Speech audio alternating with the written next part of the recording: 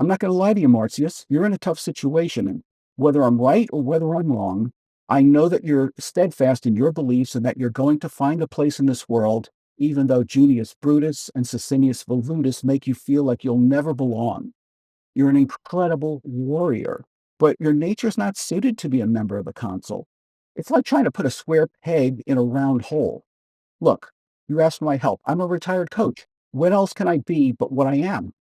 If you leave Rome, I know you're going to want to live and not merely survive. But right now, you're so filled with contempt and disgust for the way the Roman citizens have treated you that you won't give up on that dream of life and vengeance that keeps you alive. So go to Actium if you seek that faraway prize and see if your arch rival, Tullus Aufidius, will join forces with you, and together you can pursue a world of success.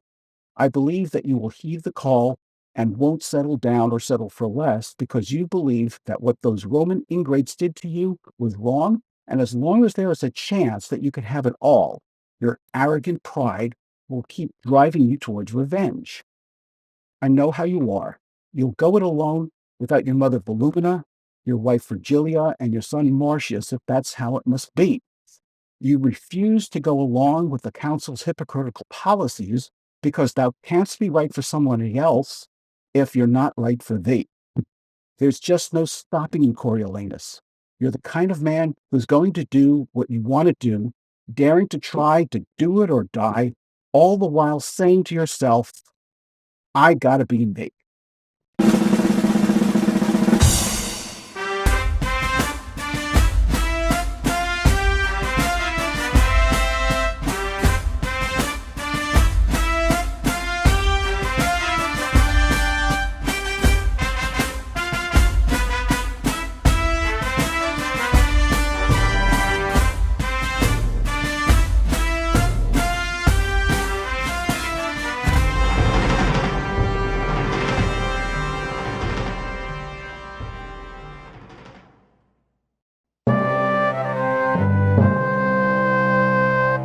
In the classic 1979 Broadway musical Evita, there is a song in which Juan Perón says to his wife, "The people belong to no one.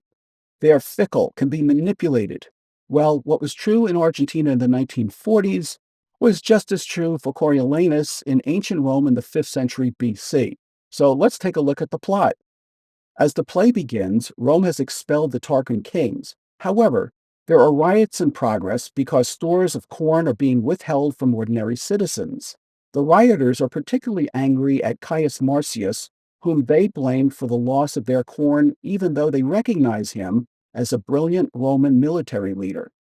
When the rioters encounter Roman General Menenius Agrippa and Caius Marcius, Menenius tries to calm the rioters down, but Marcius openly demonstrates his contempt for them and says that the citizens are not worthy of the corn because of their lack of military service. Meanwhile, two troublesome Roman tribunes, Junius Brutus and Sicinius Volutus, privately denounce Marcius. But after news arrives that the Volscian army is in the field, Marcius leaves Rome to fight. Volsci commander Tullus Aufidius has fought Marcius on several occasions and regards him as a worthy but sworn enemy. Cominius is the commander of the Roman army, and Caius Marcius serves as his deputy. While Cominius leads his soldiers to face Aufidius's army, Marcius leads a rally against the Volscian city of Corioli. At first, the siege of Corioli is unsuccessful. However, Marcius is able to force open the city gates, and the Romans conquer the city. Although he is exhausted from the battle, Marcius marches quickly and joins Cominius to fight the remaining Volscian forces. Marcius and Aufidius meet in single combat and fight until Aufidius's own soldiers drag him away from the battle. In recognition for his great courage, Cominius gives Caius Marcius the official nickname of Coriolanus. When they return to Rome, Coriolanus's mother Volumina encourages him to run for consul. And although Coriolanus is reluctant to do this because he's a warrior and not a politician, he eventually gives in to his mother's wishes. He easily wins over the support of the Roman Senate, and it looks as if he has initially won over the citizens as well. But Junius Brutus and Sicinius plot to defeat Coriolanus by instigating another riot opposing Coriolanus's bid for consul. After learning of the opposition, Coriolanus flies into a rage and rails against them. Junius Brutus and Sicinius condemn Coriolanus as a traitor for his words and succeed in having him banished from Rome. But Coriolanus replies that it is he who banishes Rome from his presence. Now, having been exiled from Rome, Coriolanus goes to the Volscian capital of Antium and asks Sulpicius's help to help him wreak revenge on Rome for having banished him. Moved by his plight and honored to fight alongside this great general and former worthy adversary, Aufidius and his superiors embrace Coriolanus and allow him to lead the assault on Rome. The Romans panic and desperately try to persuade Coriolanus to end his crusade for vengeance, but both Cominius and Menenius fail to influence him. Desperate, the Romans finally send Volumina to meet her son, along with Coriolanus' wife Virgilia, their son Marcius, and a chaste woman named Valeria. After imploring her son in every conceivable way, Volumina finally succeeds in persuading her son not to destroy Rome and reconciles the Volsces with Rome, thus creating a peace. However, after Coriolanus finalizes the peace treaty between the two warring factions, he returns to Antium, where Aufidius and his conspirators kill Coriolanus for his betrayal. When we return, we'll look at some of the remarkable characters in Coriolanus. All right, let's take a look at some of these characters, and we'll start off with the chief protagonist, Caius Marcius. He is the most effective and powerful warrior in all of Shakespeare's plays. He single-handedly goes into battle against the city of Corioli and captures it, thus earning him the name Caius Marcius Coriolanus.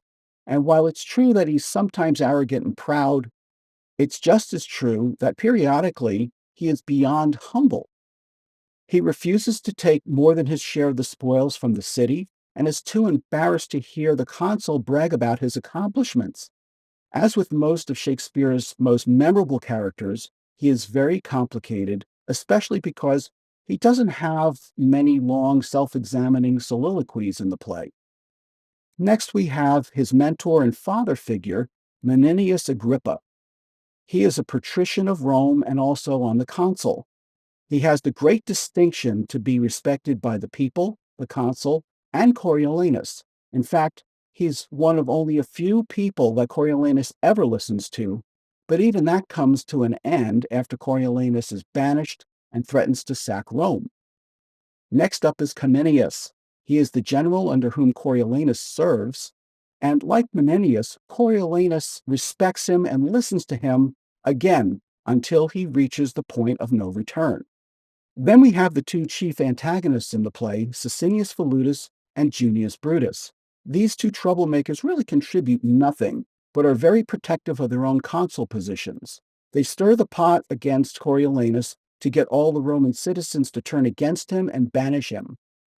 Their plotting and deviousness are primarily what makes this play so timeless when compared to political behavior in any subsequent period in history. Tullus Aufidius is the general of the Volscian army, and also Coriolanus's direct military rival. The two of them have a great respect for each other, even though each one longs to vanquish the other.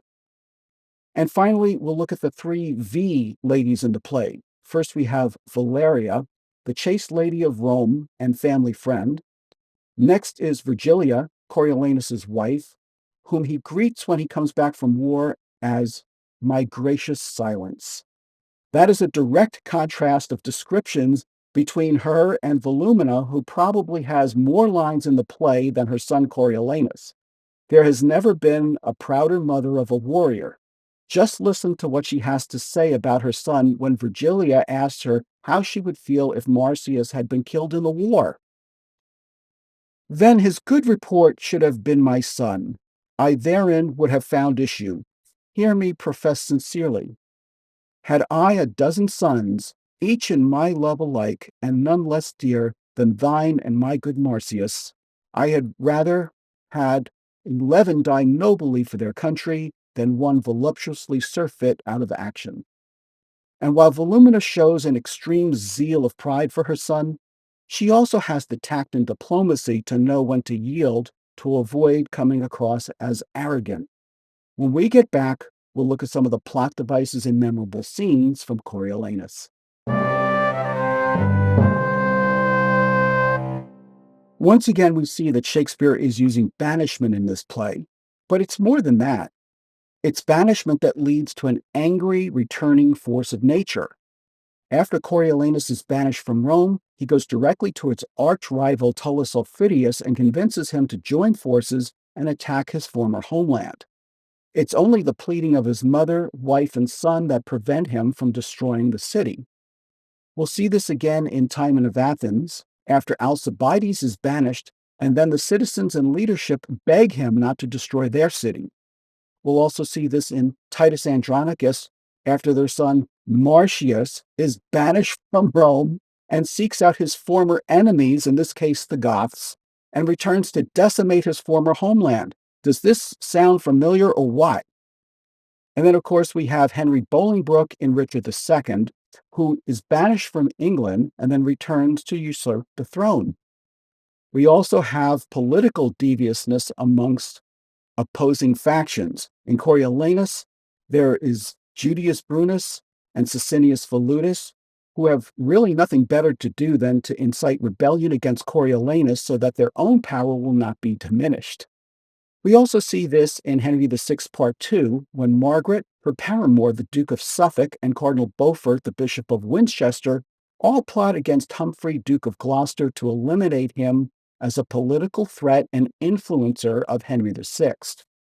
So too do Rosencrantz and Guildenstern, as directed by Claudius, conspire to do away with Prince Hamlet. In King Lear, we have the triumvirate of Regan, Goneril, and Edmund, who engage in subterfuge against Edmund's brother Edgar and Father Gloucester. And of course, we have Macbeth and Lady Macbeth, who plot to and assassinate King Duncan as he sleeps in their own castle. And we'll cover one more popular visual device, which is having heroic warriors battle against one another.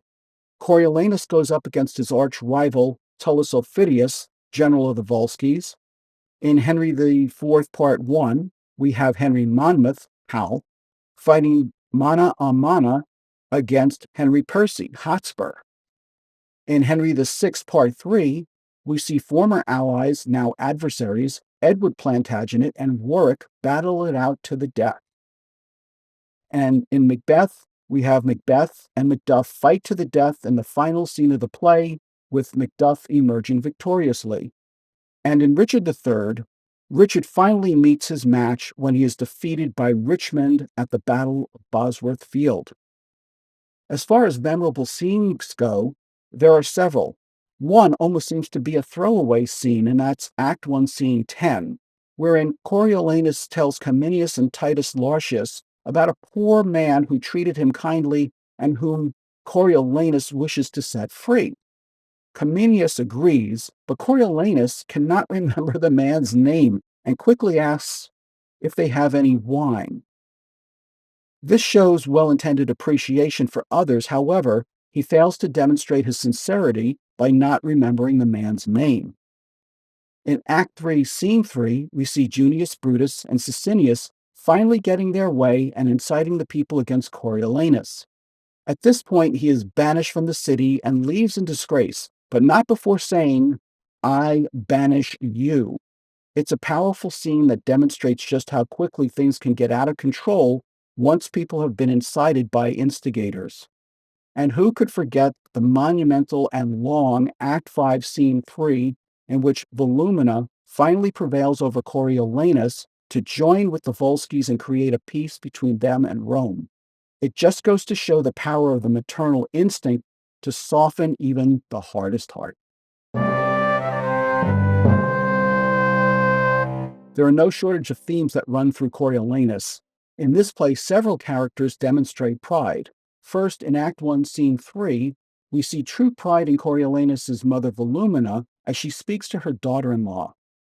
"If my son were my husband, I should freelier rejoice in that absence wherein he won honor, than in the embracements of his bed where he would show most love.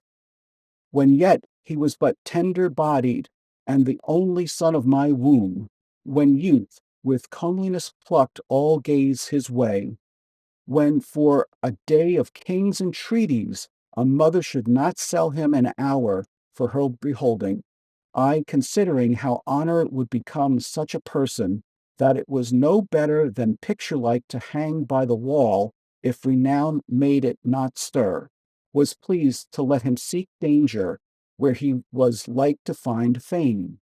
To a cruel war I sent him, from whence he returned, his brows bound with oak.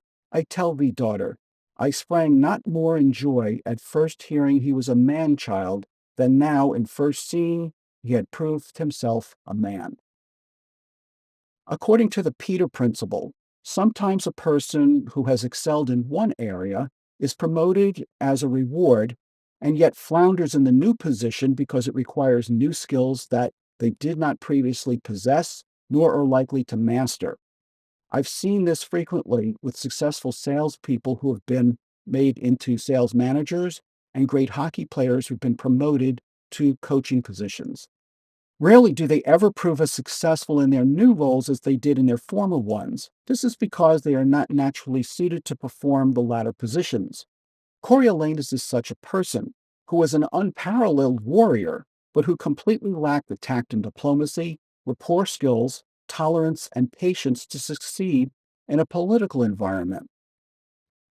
Now, we'll look at Act 2, Scene 1, which contains one of the most bizarre scenes in any Shakespeare play, in which Menenius and Volumnia revel when counting up how many wounds Coriolanus has now suffered on his body, because the more wounds he has, the more he will be praised for his victory. Listen to this. Menenius starts out. Is he not wounded? He was wont to come home wounded. Volumnia. He is wounded. I thank the gods for it. So do I too, if it be not too much. On his brow, Menenius, he comes the third time home with the oaken garland. This is a prize awarded to the top fighter in a battle. Where is he wounded? In the shoulder and in the left arm.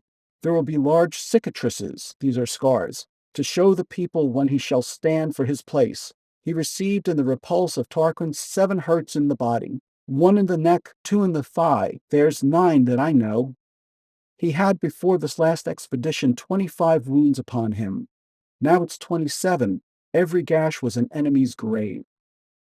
This twisted praising is a different type of pride than Coriolanus has for himself, because when it comes to showing off his wounds, he's embarrassingly shy and modest. In my Leadership Academy, one of the topics I covered was mavericks. Coriolanus definitely falls into this category, but Shakespeare's other plays are also filled with mavericks. There's Hotspur in Henry IV, Part 1, Mark Antony in Antony and Cleopatra, Macbeth, Henry Bolingbroke in Richard II, and Richard Plantagenet, Duke of Gloucester, and the future Richard III in Henry VI, Part 3. So what do I mean by mavericks? They are those gifted and unique individuals who bring you the future. They can accomplish what other men merely dream about. They are willing to be part of the team provided they have the opportunity to show off what they can do individually. Eventually, they'll either want to leave the team, as Coriolanus did, or they'd rather just go solo, also as Coriolanus did. But here's what you should know about mavericks. They frequently act impulsively, and you'll have to give them a long leash in order for them to be effective. They may bring you a significant contribution, but they also exact a high price for it. They are respected by others, but very often are personally disliked. And even though others tolerate mavericks, eventually you'll have to fire a maverick when he or she no longer exhibits acceptable behavior, or when he or she stops producing a positive return on your investment. Keep in mind, I said fire, not run through with a sword. But there's also envy in this play, which we see primarily from Sicinius, Volutus, and Junius Brutus. Let's just say they don't give politicians a good name. They're appointed tribunals for the people, but all they really do is criticize Coriolanus for his accomplishments because they fear he will have more power than they will and outshine them, and it's their selfish motivations that nearly lead to the entire destruction of Rome. Had Coriolanus developed the skills of tact and diplomacy, they certainly would have served him well when he tried to transition from being a warrior to a member of the consul. Menenius, Cominius, and Volumina all had these skills and understood that they were as valuable in peace as soldiership is in war. Listen to this exchange between Coriolanus and his mother after he's been criticized by the people and the tribunal. In Act 3, Scene 2, Coriolanus asks his mother, "Why did you wish me milder? Would you have me false to myself? Rather say I play the man I am?" And his mother replies, "Oh, sir, sir, sir, I would have had you put your power well on before you had worn it out. You are too absolute, though therein you can never be too noble, but when extremities speak. I have heard you say honor and policy, like unsevered friends, in the war do grow together. Grant that, and tell me in peace what each of them by the other lose that they combine not there. If it be honor in your wars to seem the same you are not, which for your best ends you adopt your policy, how is it less or worse that it shall hold companionship in peace with honor as in war, since that to both it stands in like request?" Coriolanus says, "Why force you this?" And she replies, "Because that now it lies you on to speak to the people, not by your own instruction, nor by the matter which your heart prompts you, but with such words that are but roded in your tongue. Now, this no more dishonors you at all than to take in a town with gentle words, which else would put you to your fortune and the hazard of much blood. I would dissemble with my nature, where my fortunes and my friends at stake required I should do so in honor. I am in this your wife, your son, these senators, the nobles, and you will rather show our general louts how you can frown than spend a fawn upon them for the inheritance of their loves and safeguard of what that want might ruin. I prithee now, my son, go to them with this bonnet in thy hand, and thus far having stretched it, here be with them, thy knee bussing the stones. For in such business action is eloquence, and the eyes of the ignorant more learned than the ears. Or say to them, thou art their soldier, and being bred in broils, hast not the soft way, which thou doth confess, were fit for thee to use, as they to claim in asking their good loves. But thou wilt frame thyself forsooth hereafter theirs, so far as thou hast power and person. And while it's true that Coriolanus was proud, he was also modest and humble whenever praise was spoken about him. Let's not forget that Coriolanus turned down 10% of all the spoils from Corioli because he said his sword would not permit him to take a bribe. This is him being humble. We also see how vulnerable he looks when he's asked to show his scars and wounds, which he received during his military service. In addition, we see gratitude and compassion when Coriolanus offers his throat to Tullus Aufidius and instead is welcomed into his home.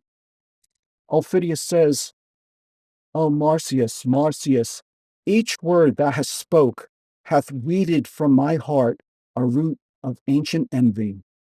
If Jupiter should from yond cloud speak divine things and say 'tis true, I'd not believe them more than thee, all noble Marcius. Let me twine mine arms about that body, where against my grained ash an 100 times hath broke and scarred the moon with splinters. Here I clip the anvil of my sword, and do contest as hotly as nobly with thy love, as ever in ambitious strength I did contend against thy valor. Know thou first, I love the maid I married. Never man sighed truer breath, but that I see thee here, thou noble thing, more dances my rapt heart than when I first my wedded mistress saw bestride my threshold. Thou hast beat me out 12 several times, and I have nightly since dreamt of encounters twixt thyself and me. We have been down together in my sleep, unbuckling helms, fisting each other's throats, and waked half dead with nothing. Worthy Marcius, had we no other quarrel else to Rome, but that thou art thence banished, we would muster all from 12 to 70, and pouring war into the bowels of ungrateful Rome, like a bold flood overbear it. Oh, come, go in, and take our friendly senators by the hands, who now are here, taking their leaves of me, who am prepared against your territories, though not for Rome itself. Therefore, most absolute sir, if thou wilt have the leading of thine own revenge, take the one half of my commission, and set down as best thou art experienced, since thou know'st thy country's strength and weakness, thine own ways, whether to knock against the gates of Rome, or rudely visit them in parts remote, to fright them ere destroy. But come in. Let me commend thee first to those that shall say yea to thy desires. 1,000 welcomes, and more a friend than e'er an enemy. Yet, Marcius, that was much.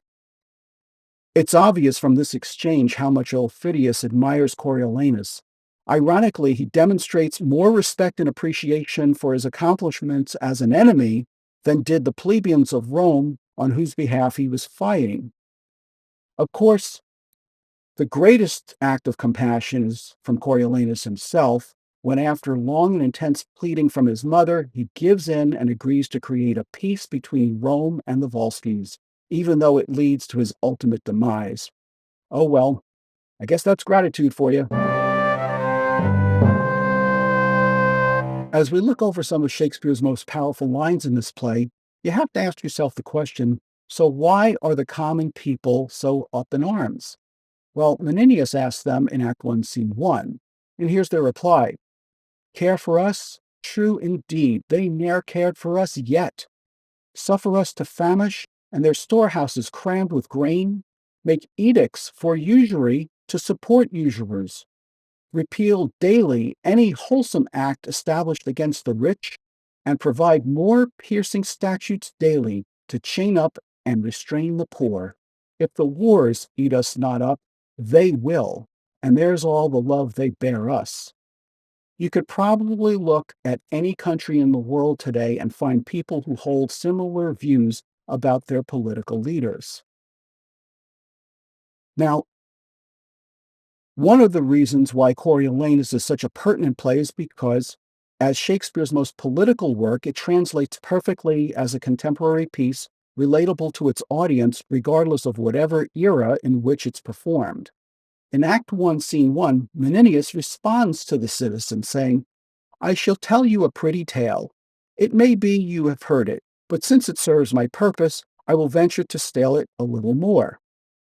There was a time when all the body's members rebelled against the belly. Thus accused it, that only like a gulf it did remain in the midst of the body, idle and unactive, still covering the viand, never bearing like labor with the rest, where the other instruments did see and hear, devise, instruct, walk, feel, and mutually participate, did minister unto the appetite and affection common of the whole body. The belly answered with a kind of smile, which never came from the lungs, but even thus, for look you, I may make the belly smile as well as speak. It tauntingly replied to the discontented members, the mutinous parts that envied his receipt, even so most fitly as you malign our senators, for that they are not such as you. Note me this, good friend. Your most grave belly was deliberate, not rash like his accusers, and thus answered, True it is, my incorporate friends, quoth he, that I receive the general food at first, which you do live upon, and fit it is because I am the storehouse and the shop of the whole body.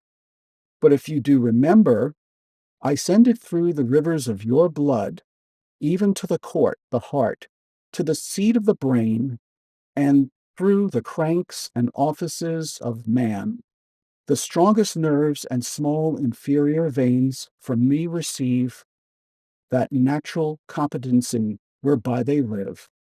And though that all at once, you, my good friends, this says the belly, mark me, though all at once cannot see what I do deliver out to each, yet I can make my audit up, that all from me do back receive the flower of all, and leave me but the bran.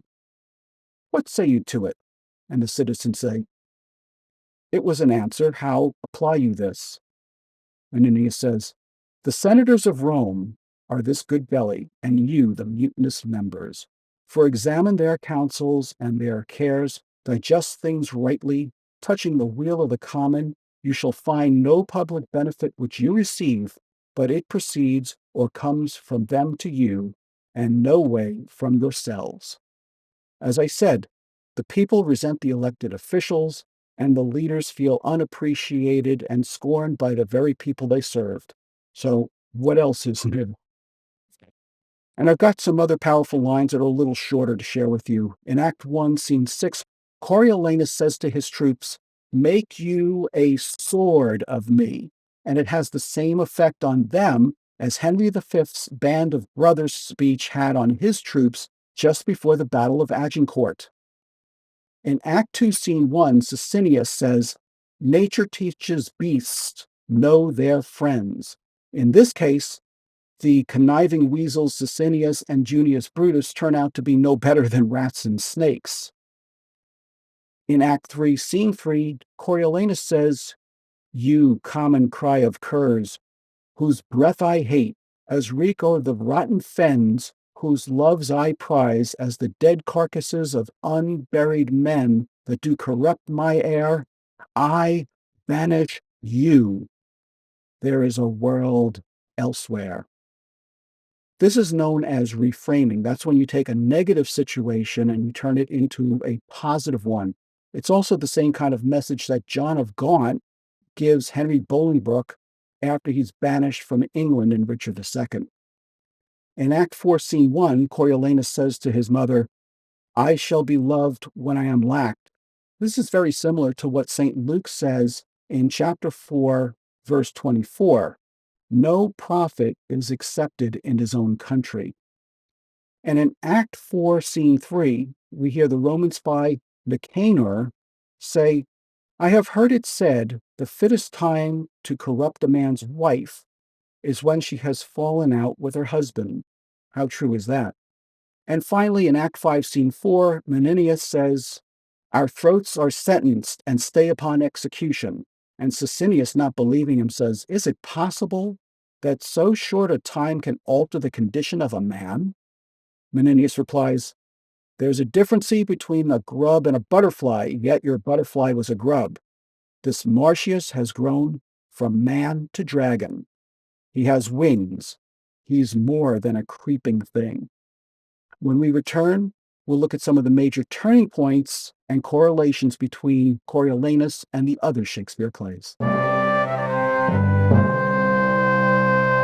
One of the biggest turning points in Coriolanus is when he is banished from Rome and decides to seek out Tullus Aufidius, his sworn enemy, and offer him his life or to join forces with him against Rome.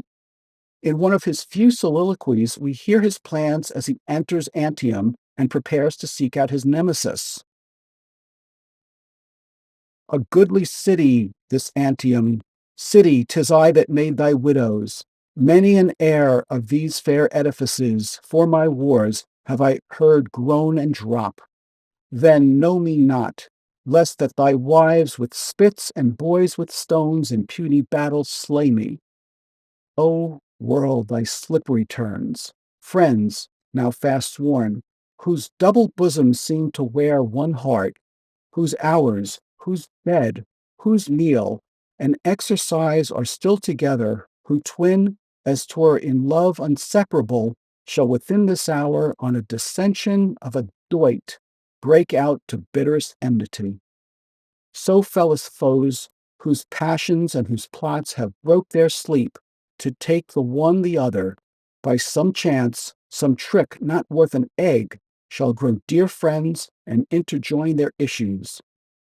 So with me, my birthplace hate I, and my love's upon this enemy town.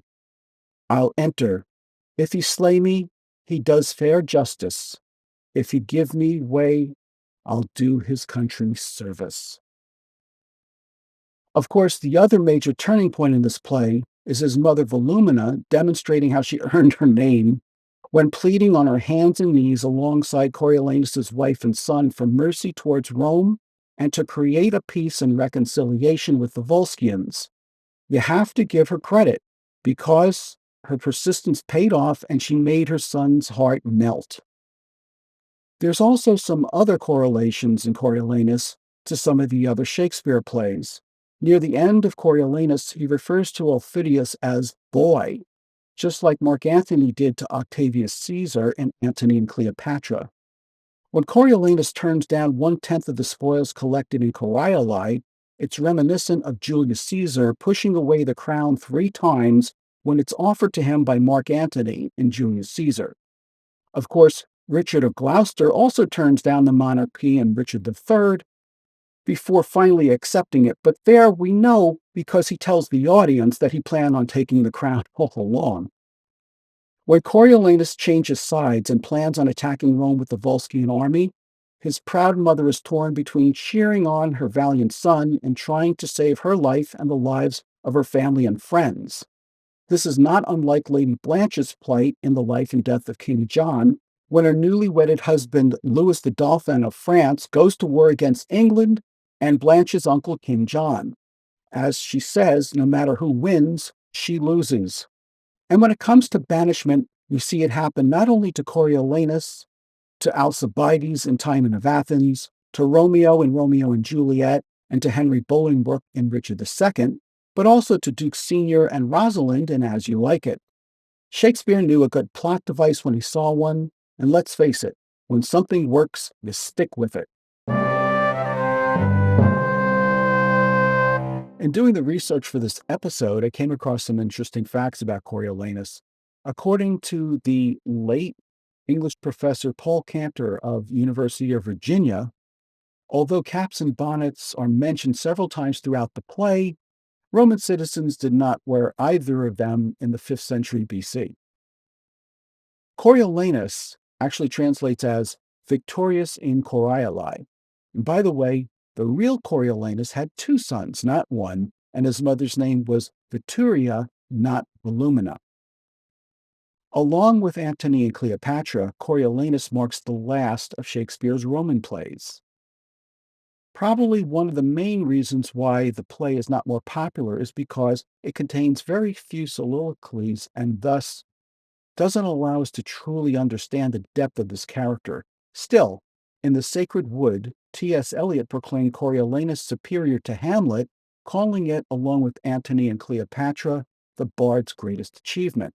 Coriolanus was also banned briefly in France in the late 1930s because of its use by the fascist element. And Sir Laurence Olivier played the lead in Coriolanus at the Old Vic in 1937 and again in 1959. In the death scene, he dropped backwards from a high platform suspended upside down without the aid of wires. That certainly must have been something to see. And before we finish up this section, I have some questions I want you to ponder. First, when Cominius and Menenius go to Coriolanus and beg for mercy, he sends them away unmoved, yet he freely expresses his love for them to Tullus Aufidius.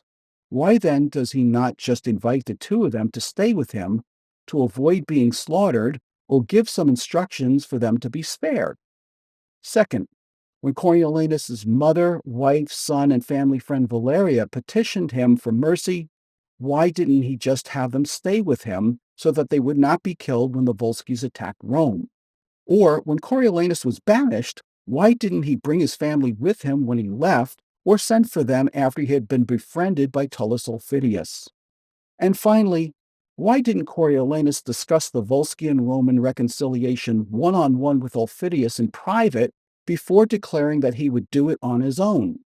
Aufidius had already said that he was moved by the women's petitions. There's a good chance that he would have gone along with it especially if he would have gotten credit for creating the piece?